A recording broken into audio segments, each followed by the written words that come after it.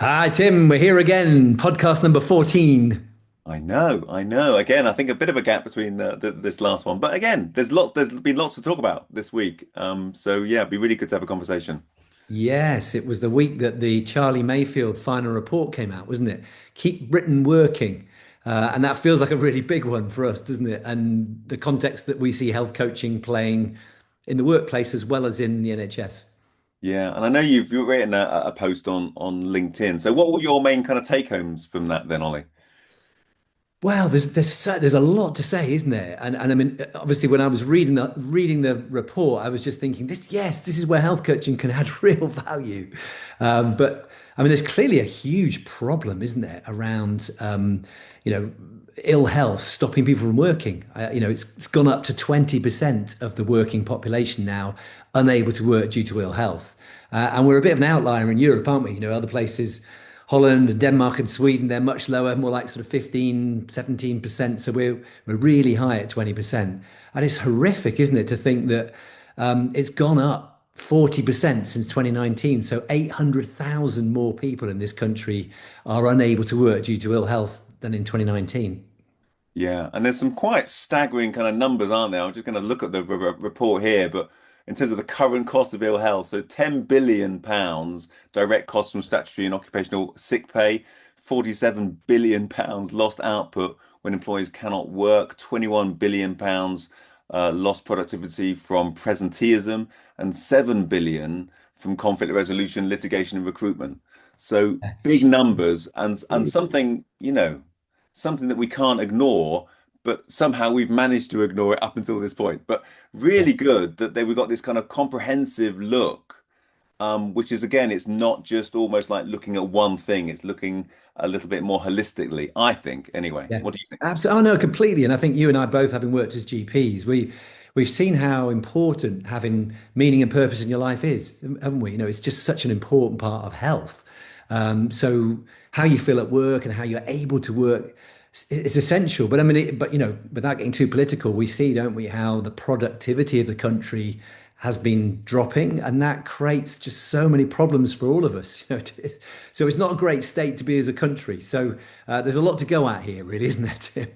Yeah, yeah. And I suppose I'm thinking back to my time as a GP and you would have you'd have those conversations and consultations, and then it moved to a little bit more kind of just a phone call for the fit notes or the sick notes as they were, and then they became these fit notes. And I suppose feeling like we didn't really have time to kind of get to grips with what was going on in that person's kind of work situation at all. Yes. And really, in some ways, feeling like we know that work's really good for people, but on the other hand, we want to kind of advocate for people to some degree because, they're telling us, look, I can't do the job, I can't do the work. Yeah. And so we're kind of caught in this with very limited time, caught in this kind of space to kind of do both of those jobs, really. Yeah, no, it was a really, and that came out in the Mayfield report, didn't it? So Yeah. the fit note process, leaving it in the hands of a GP with a 10-minute consultation, and often that would be squeezed in with three or four other things.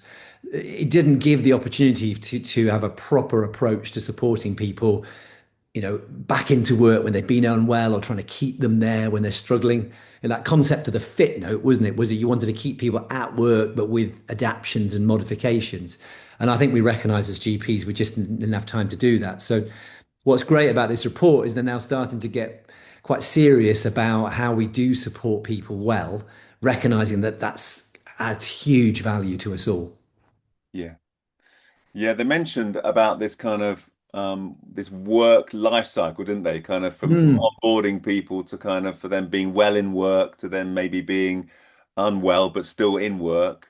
And then that kind of sickness absence and then return to work and then maybe for those people who can't kind of do that job to kind of then I suppose help them in some transition to some other kind of form of employment, either redeployment or a different employment altogether to exit the organization. So I quite like them paying attention to all of those things and then thinking, okay, so what can we do in each of those areas? So I thought that was quite useful. Yeah, absolutely. And workplaces are going to be encouraged to show a plan for all those areas of the work life cycle, aren't there? And obviously, this is a podcast about health coaching, and I think we see a role, don't we, for health coaching at each of those phases.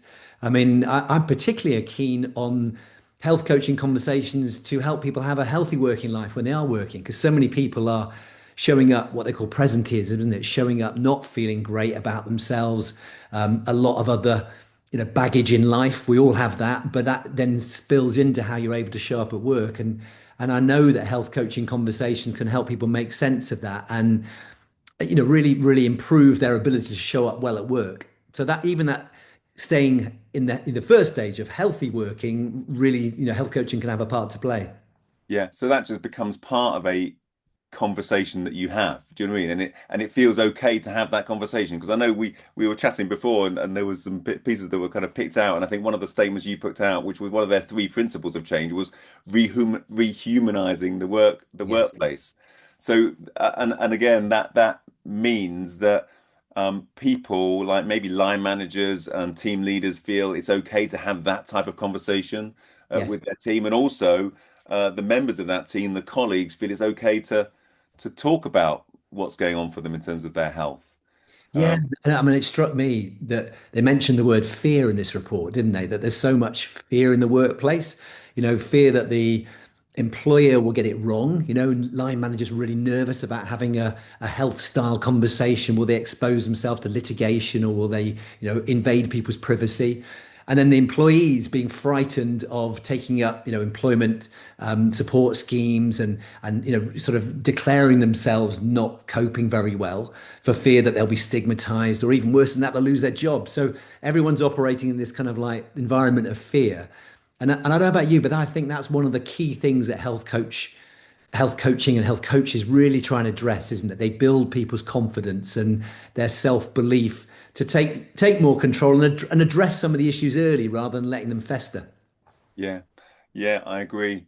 And I think that is yeah, that is absolutely what health coaching offers. It is personalized.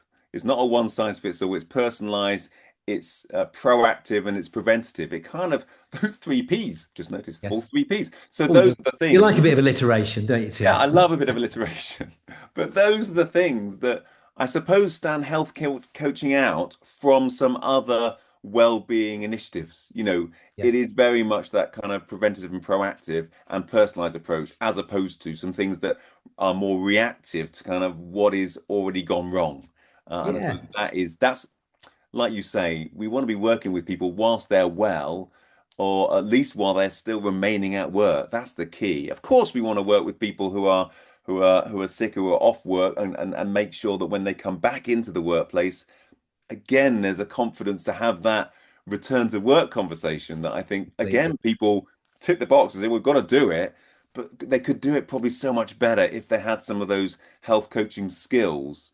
Yeah. That may mean that that person doesn't then go off again. Do you know what I mean? I completely agree. Well, I don't know, let's take through how it might look then. So a health coaching conversation with someone who's, not declared any illness or problem. And then we can go through and think about it in terms of someone who lives a long-term condition and someone who's perhaps vulnerable and someone who's actually off work. Because I don't know about you, that's sort of like we've been working with some workplaces, haven't we? We've been and encouraging them to take up health coaching skills. It's just a core part of how the business works. And I'd love to see businesses enabling every employee really to have that health coaching conversation that might start with, really generic sort of exploration of, well, how much thought are you able to give your health? How much priority do you give looking after your health? And maybe what are you actually doing at the moment to keep yourself well? And that's where activation sort of comes in for us, isn't it? Because you'll definitely have some people that will be, you know, overwhelmed and disengaged and not feel looking after themselves as something they're able to do. Other people who will already be very proactive and doing a whole load of stuff and really in control and sort of everything in between. And I think, just enabling someone to have that sort of conversation and that opening allows them to then say, yep, I'm absolutely fine. I've got things covered. I'm really good. Or, I'm struggling a bit. I could probably do with a bit of conversation, a bit of coaching. Or even worse, I'm absolutely drowning here. And I'm so glad you asked because I would really love the opportunity to try and dig myself out of this. So I can see health coaching in that circumstance being a real asset. Yeah. And we know that you can teach people these skills. They're not, they are teachable skills, aren't they? Yes. So Oh, again, I very mean, I much. know some people will, I suppose, warm to them a bit more quickly than others, but we know that we can absolutely train people in these skills. And when people are trained, what they feedback is, and I've said this before on the podcast, they feel that their work is more meaningful. Yeah, So it's not just good for the people they're having the conversations with, it's also good for that person who's had that training. completely. They feel much more comfortable, much more confident to have those conversations. And guess what? Their work feels more meaningful, and therefore, guess what? They're going to be more, I imagine, more inclined to kind of go that extra mile for their employer as well, which is going to good all round, I think. Yeah, it's definitely something about a positive coaching culture coming into the workplace as a whole, isn't there?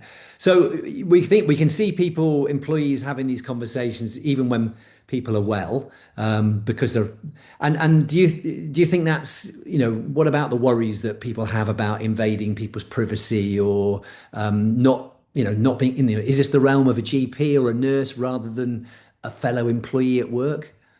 Yeah, but it's such a gentle question, isn't it? What are you doing to look after yourself at the moment? Mm. I think that's kind of, I think people should feel okay to ask that question. I think sometimes people worry, well, if I ask that question, someone says, oh no, I'm in a mess. Then that's maybe why people don't ask the question, whereas actually, um, yeah, maybe the reason why we don't contact people when people are off sick, there's that real worry we mustn't contact people. And actually, I think probably people do value some contact from the right person. Yes. We're in that position. Yeah, and I guess having some coaching skills enables you to have a positive and proactive conversation. You're not finding yourself out of your depth. Exactly. And it takes a bit of learning, doesn't it? I mean, we typically take 4 days to train people to have those good quality health coaching conversations, don't we? But we know that after that period of training, people are in a really different place, have a very different conversation with each other.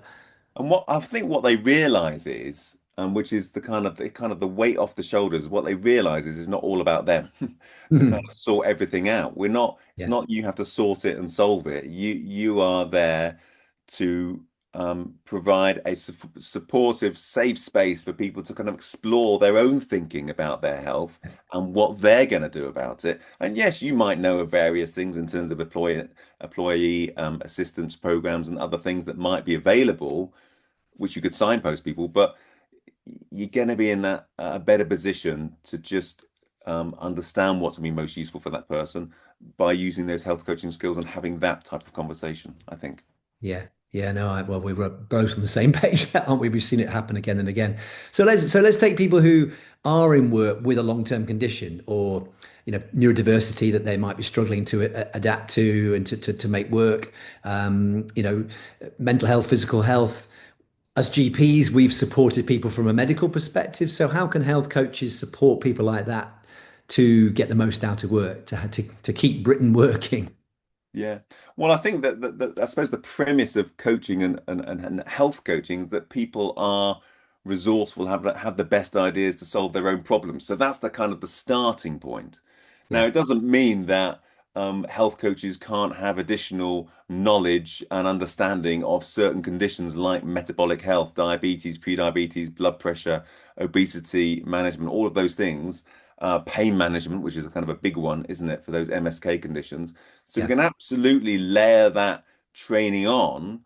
But the fundamental point here is that people are best placed to think about their own health and what they right. need from a health coach is to provide that environment. What do you think? Well, I think you're right. I think you can have a background knowledge, but actually one of the essential parts of health coaching is you're not trying to be a doctor or a nurse. So you're not trying to bring in the medical expertise because people, should be able to access that through their own GP or through the person who's prescribing their medicines or looking after their long-term condition, doing the blood test, that sort of thing. But I think what's often missing is people, feeling confident day to day to manage all the pressures of work and home that come about, because of the condition they've got. And that health coaching doesn't need to have that expertise. What it needs to have is to help people make sense of it and maybe help them make a bit of a plan, maybe even hold them account to some of the things they said they're going to do. But crucially, sort of, also show that you actually care about someone and you are interested in them and you're going to be alongside them whilst they're going on the journey that they probably have already been given advice on and given ideas about how to do it. They're often people living with a long-term condition, physical or mental, sort of, I guess, just missing that support to put it into practice. I guess that's what I think. Yeah. And I suppose the other good thing about health coaches is they're not health coaches for a specific condition.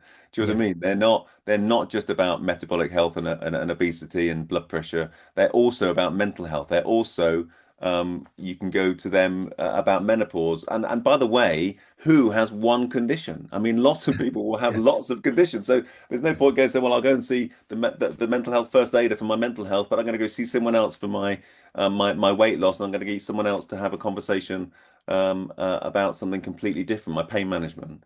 Yes. Actually, we need someone who's able to kind of manage all of those bits because again, they don't need to be the expert in those areas. They Yes. just need to be able to provide the space so people can think about it. Maybe they're aware of some different resources that people might be useful, but they're not the experts, and therefore they can deal with anything. So Yeah.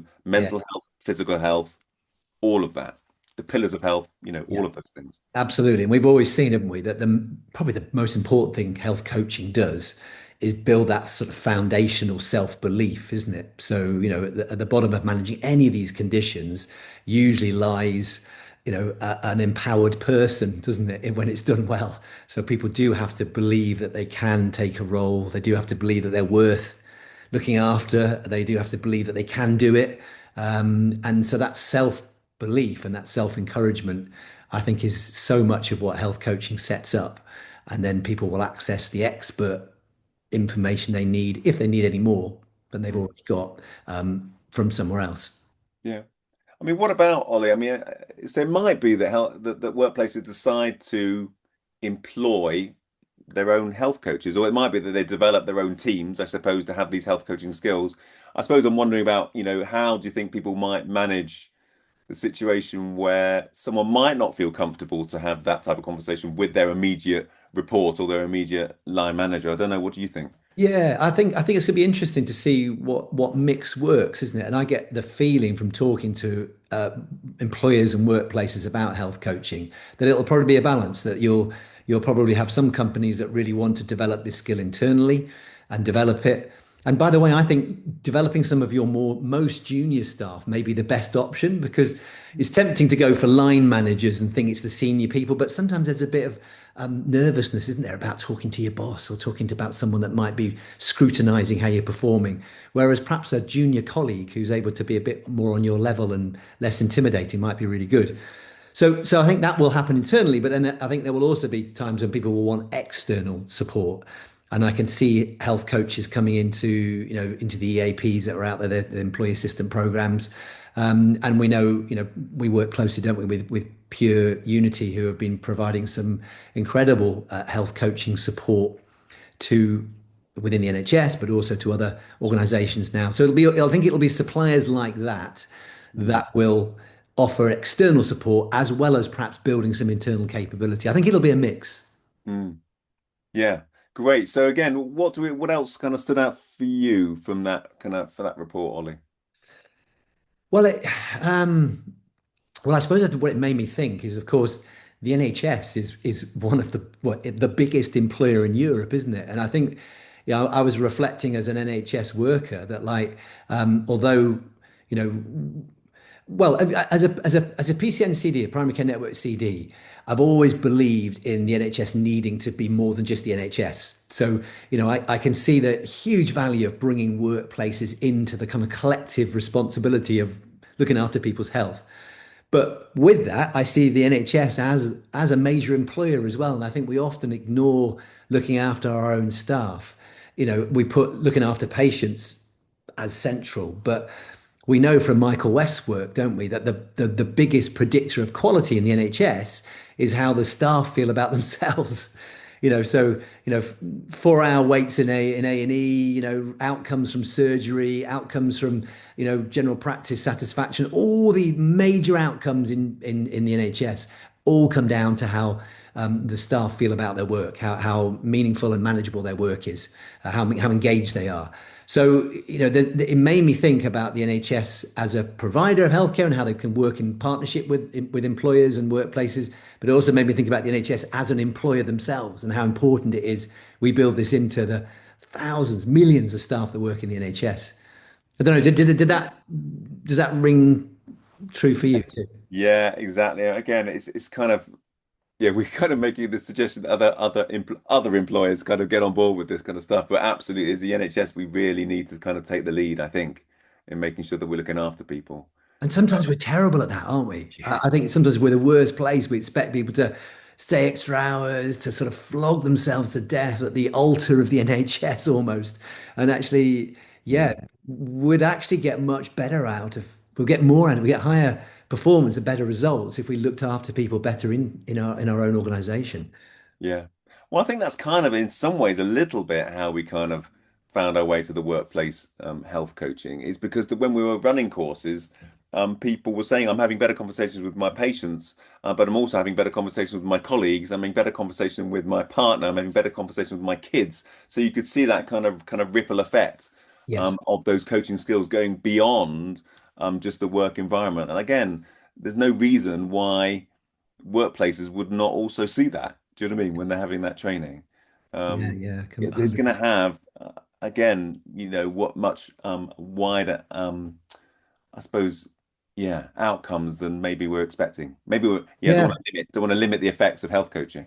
No, and what was really interesting as well, I think this report was really sort of specific about the fact that this is not going to be funded by the government. You know, the expectation is not this will be an external service. You know, and that's actually quite refreshing, I think, because the beneficiaries of this are primarily going to be the employers themselves if they get it right. If they have a healthier, more productive workforce, they're going to make those billions of savings you talked about earlier on. So actually, we need to bring them in. So they've got real skin in the game. They're going to invest in this because they're going to be the benefactors. It is a win-win-win all round, isn't it? There were some things that the government can do to facilitate it, I think, wasn't there? So there was talk about having perhaps some tax breaks, setting up a unit that will kind of like create really good data and good information to feed back to workplaces. And really perhaps set up some vanguard sites where they're encouraging people to be brave. You know, we talked about this fear. Actually, if you've got a government saying, "Look, we really want you to have a go at this. We'll cover you and make sure that there are sort of protectors around litigation, so that you're not going to be exposed for experimenting and trying new things out." So I think there are things the government can do to support this, but I think it's fair enough that actually we do encourage workplaces to invest in this and see the reason why it's worth them doing it. Yeah, agree. So yes, the health service has a part, the workplaces have a part, and I think we also, as individuals, have a part, do we? That the workers have a part to play here. Yeah, As far as they are able, is this isn't kind of going, it's all up to you, they've got to sort it out. yeah, But I think we do need to take, yeah, responsibility, at least to kind of think about our own health as far as we are able. I mean, I appreciate for a lot of people, their health and well-being is way down the list of priorities for all sorts of really, really good reasons. And we need yeah. to address those as well, of course. Yeah, and people want to be in good work, don't they? Do you know what I mean? People with disabilities, they want to work. You know, they want to be allowed to work and contribute. I mean, I love that word participation. I think it's so important. It's such an important part of our self-esteem and mental health and everything, isn't it? No one wants to be sitting there being looked after or being, given handouts. They just don't. It doesn't make you feel good. I don't think I've ever met anyone with any disability that doesn't want to contribute as much as they possibly can, and they feel good for that. So creating that opportunity, it really is a win-win all round, I think. Yeah, yeah, I agree. I And in agree. fact, the last thing as well, as a primary care network, clinical director at the moment, it was lovely to see this triangulating with the direction of the NHS plan. This Mhm. drive to create neighbourhood health, places and neighbourhood identity, and that should include not just the NHS and the voluntary sector. We've seen the real value of them, the voluntary sector and community organisations coming in, but seeing the employers and the local businesses as part of that health creating environment, I think is again really refreshing and absolutely what I believe in. I think that's the route to success. So it's fantastic to see that highlighted in the report as well. Yeah, yeah. I think we've been kind of working on this kind of in some ways trying to take the health out the health service, really. That it hasn't in some ways got the capacity to do that bit. And where it absolutely belongs is in communities. and people Completely. in those communities and workplaces, guess what, are a significant part of people's communities.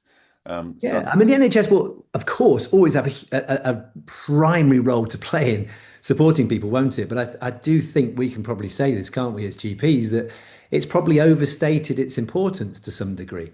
And it needs a bit of help at the moment.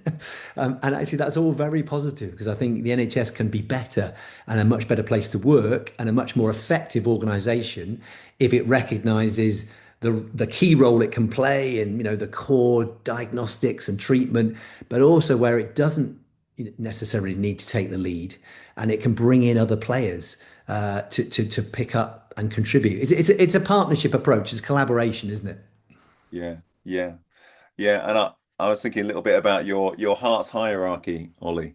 It's Yeah, actually the reason why we're having to invest so much in that kind of top kind of tier of managing these kind of long-term conditions is and it's very fragile is because we haven't got the lower layers kind of more robust. We don't have people who feel that they have a contribution to make. Maybe they don't feel that they've even got, they're not worth making a contribution for. And also, we do not have these kind of lifestyle pillars in place, and we're not paying attention as much as we could to the wider determinants of health. So I think that's if we can get those lower tiers right, I think the health service is going to be in a much better position to do what it's designed to do, really. yeah, completely, and it's shifting our focus, isn't it? I mean, I love. I heard Jeff McDonald being interviewed recently by a friend of ours, Celia Crossley, and he talked about the biggest asset probably in the whole system, but certainly in workplaces and certainly in the NHS, is not our people, but it's the energy of our people. I love the way he puts that. So that what we're trying to do is boost people's energy, and you do that by improving their baseline health, but also their wellness and their ability to contribute. All of that contributes to how people show up with energy and with a zest for life. And that's it's just such a lovely thing to focus on because it's positive all round, isn't it? So if workplaces are focusing on how can I help people have more energy for work, sure, but just for life in general, I think that's just a really positive place for us to be. Yeah.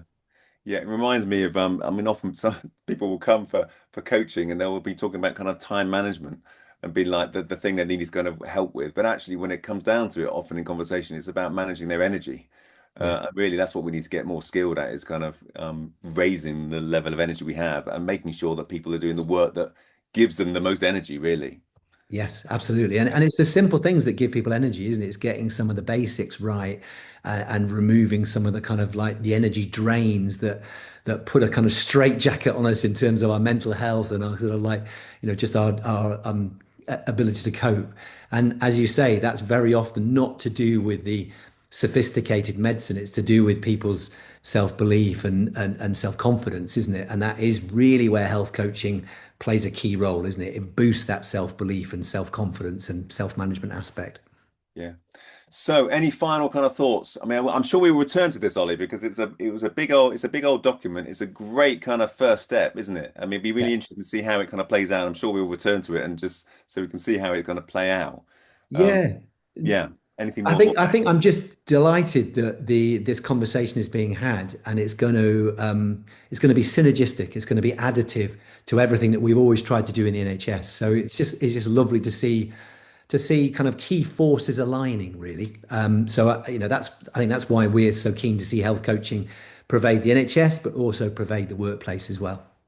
Yeah. I mean, one last thing was just I just noticed here, just in the corner of my eye, those three kind Mm. of principles of change. We had re-humanize the workforce, systematic change, not piecemeal. So again, that's looking at the workplace, looking at general practice, looking at, everything, looking for the people themselves. But there's also this encouraging a race to the top, which I really liked. It's kind of like, let's not just do the minimum here. Let's not do the tick box. Let's absolutely everyone just see how good we can get, um, how we look after our people and how we keep people in work. I think that's amazing, isn't it? If we got that kind of culture going, that would be It good. is that race to the top, isn't it? And I mean that I've heard people talk about it. What does it feel like when you're just really excited to go to work? You're getting out of bed in the morning, going, "Yeah, this is going to be a cool day because I know I'm going to work in a place that is interested in me thriving as well as just sucking the life out of me. And I think that that is a race to the top, isn't it? If you're getting out of bed feeling positive as opposed to, oh, another day to get through, it's a different feeling, isn't it? Yeah. Fab. Okay. Cool. Lovely conversation again, Tim. Thanks, Yeah. mate. Nice one. Nice